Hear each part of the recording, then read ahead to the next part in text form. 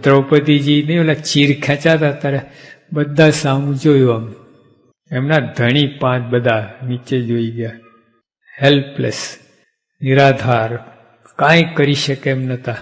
બોલો તે વખતે પછી દ્રૌપદી હે કૃષ્ણ આર્તનાદ કર્યો ને, શરૂ થઈ ગયું કામ. જો આ આશરો કહેવાય. આર્તનાદ જે થયો ને એ આશરો. અને જો કોઈ દુનિયામાં નથી મારો આ ટાણે કોઈ મારું રક્ષા કરે એમ નથી. એ અંતરથી સાચો અવાજ આવ્યો, હે કૃષ્ણ. કામ થઈ ગયેલા.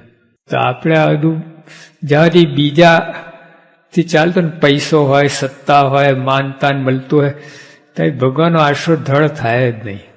વાત તો માલ શું છે, બધું જતું રહે ને પછી પણ જે કેફ વર્તે એ ભગવાનનો આશરો. એવો આશરો કરે, કાંઈ પોલ ના હોય તો કામ થઈ જાય.